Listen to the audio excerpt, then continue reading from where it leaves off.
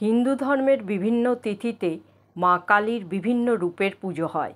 সামনেই আসতে চলেছে ভাদ্রপদ অমাবস্যা।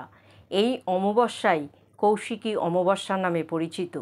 কৌশিকী অমাবস্যার পুণ্যতিথিতে দেবী কালী পূজিত হন কৌশিকী রূপে। নমস্কার বন্ধুরা, ইউটিউব চ্যানেল উমার সংসারের আরেকটি নতুন পর্বে আপনাদের স্বাগত জানিয়ে শুরু করছি আজকের পর্ব। আজকের পর্বের আলোচ্য বিষয় কৌশিকী অমাবস্যা। 2024 সালে 1431 বঙ্গাব্দে ভাদ্র মাসের কৃষ্ণপক্ষের অমাবস্যা কৌশিকী অমাবস্যা কবে পালিত হবে? অমাবস্যা তিথি কখন শুরু এবং কখন শেষ? কৌশিকী অমাবস্যায় মা তারাকে পুজো করার বিশেষ সময়। কৌশিকী অমাবস্যার পূর্ণাঙ্গ সময়সূচি। কৌশিকী অমাবস্যা কেন এত বিশেষ বা গুরুত্বপূর্ণ? কৌশিকী অমাবস্যার দিন মা তারার কৃপায় অর্থনৈতিক সংকট কাটাতে, সকল কাজে সফলতা লাভ করতে অমাবস্যার দিন রাতের সময় করুন এই সহজ উপায়টি। কী উপায় করতে হবে চলুন জেনে নেওয়া যাক আজকের পর্ব থেকে। পর্বটি শুরু করার আগে উমার সংসার চ্যানেলটিকে সাবস্ক্রাইব করে বেল আইকনটিকে প্রেস করুন, লাইক, কমেন্ট, শেয়ার করুন। পর্বটি অবশ্যই শেষ পর্যন্ত দেখতে থাকুন। মা তারা হলেন 10 মহাবিদ্যার মধ্যে দ্বিতীয় মহাবিদ্যা। কৌশিকী হলেন মা তারারই বিশেষ রূপ। কৌশিকী অমাবস্যা নিয়ে নানান পৌরাণিক কাহিনীর মধ্যে পরাক্রমশালী শুম্ভ নিশুম্ভকে হত্যা করার কাহিনী উঠে আসে। দেবাসুরের যুদ্ধে, বিশেষত শুম্ভ নিশুম্ভের সাথে যুদ্ধে পরাজিত হয়ে দেবতারা স্বর্গ থেকে বিতাড়িত হন। এরপর দেবতারা দেবী আদ্যাশক্তি ভগবতীর স্তব করতে থাকেন। তখন দেবীর শরীরকোষ থেকে আরেক দেবী আবির্ভূত হন, তিনিই কৌশিকী নামে পরিচিত। দেবী কৌশিকীর আবির্ভাবের পর দেবী ভগবতী কৃষ্ণবর্ণ ধারণ করেন এবং কালিকা বা কালী নামে পরিচয় লাভ করেন। কৌশিকী অমাবস্যায় সতীর 51 পীঠের মধ্যে তারাপীঠ ভরে ওঠে ভক্তদের ভিড়ে। তারাপীঠ মন্দিরে বিশেষ উপচারে এই দিন তারা মায়ের পুজো করা হয়। যে সকল মানুষেরা ধর্মতন্ত্র মন্ত্র সাধনা এবং ঈশ্বর বিশ্বাসী, তাদের কাছে কৌশিকী অমাবস্যা তিথি বিশেষ গুরুত্বপূর্ণ। বলা হয় এই অমাবস্যা তিথির একটা বিশেষ সময়ে স্বর্গ এবং নরক উভয় দিকের দুয়ার খুলে যায়। সাধক যেদিকে যেতে চান মহাশক্তি তাকে সেই দিকেই আকর্ষিত করে। কথিত আছে কৌশিকী অমাবস্যার দিন তারাপীঠ মহাশ্মশানে শ্বেত শিমুল বৃক্ষের তলায় সাধক বামাখ্যাপা সিদ্ধিলাভ করেছিলেন। এবার জেনে নেওয়া যাক 2024 সালের 1431 বঙ্গাব্দের কৌশিকী অমাবস্যার পূর্ণাঙ্গ সময়সূচি।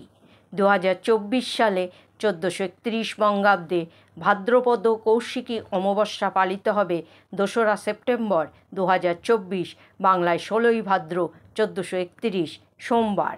অমাবস্যা তিথি শুরু হবে 1 সেপ্টেম্বর 2024, বাংলায় 15ই ভাদ্র 1431 রবিবার ভোর 5টা 7 মিনিট থেকে। সোমবার সম্পূর্ণ দিন এবং রাত পর্যন্ত অমাবস্যা থাকবে।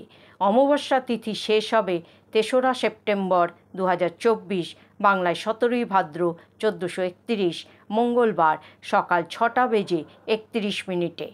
2024 সালে 1431 বঙ্গাব্দে কৌশিকী অমাবস্যার নিশি ও ব্রত পালন হবে একই দিনে, অর্থাৎ 2রা সেপ্টেম্বর 2024 সোমবার। কৌশিকী অমাবস্যার তিথিতে মা তারাকে পুজো করার বিশেষ সময় হবে 2রা সেপ্টেম্বর 2024 সোমবার রাত 9টার পর থেকে। ভাদ্র অমাবস্যায় গঙ্গা স্নানের বিশেষ সময় হবে সকাল 5টা 22 মিনিটের পর থেকে সারা রাত গঙ্গা স্নানের বিশেষ সময়। কৌশিকী অমাবস্যার দিন মা তারার আশীর্বাদ পেতে, অর্থনৈতিক সংকট কাটিয়ে উঠতে, জীবনের সব কাজে সফলতা লাভ করতে কৌশিকী অমাবস্যায় রাতের বেলায় করুন এই সহজ উপায়টি। এই কাজটির মাধ্যমে মায়ের কৃপা সবসময় থাকবে আপনার ওপর। কী করতে হবে কৌশিকী অমাবস্যার দিন? কৌশিকী অমাবস্যার দিনে একটি গোটা জায়ফল কিনে আনুন। তারপর এই দিন রাত 9টার সময় পরিষ্কার হয়ে শুদ্ধ বস্ত্র পরে বাড়িতে মা তারা কিংবা মা কালীর পুজো করুন। মাকে 108টি জবা ফুল দিয়ে তৈরি করা মালা অর্পণ করুন। ওং ক্রিং কাল্যই নমঃ মন্ত্রটি বলে চন্দন সহযোগে ফুল ও বেলপাতা নিবেদন করুন মায়ের শ্রীচরণে। ঘিয়ের প্রদীপ জ্বালুন। এরপর যে জায়ফলটি আপনি এনে রেখেছেন সেই জায়ফলটিকে দুধ ও গঙ্গা জল দিয়ে ধুয়ে মুছে মায়ের শ্রীচরণে অর্পণ করুন। এরপর জায়ফলটিকে সিঁদুরের টিকা করে 108 বার মায়ের গায়ত্রী মন্ত্র জপ করুন। মনে করা হয় কৌশিকী অমাবস্যার রাতে যদি মায়ের গায়ত্রী মন্ত্র জপ করা হয় তাহলে সেই সাধকের ওপর মায়ের কৃপা বর্ষিত হয়। তাই অবশ্যই 108 বার মা তারার গায়ত্রী মন্ত্র জপ করবে। জপ করার পর নিয়ম রীতি মেনে মায়ের আরতি করুন। পুজোর সময় যে প্রদীপটি জ্বালিয়েছেন চেষ্টা করবেন প্রদীপটি যেন সারা রাত জ্বলে। পরের দিন সকালে আবার স্নান করে শুদ্ধ বস্ত্র পরে মায়ের পুজো করুন।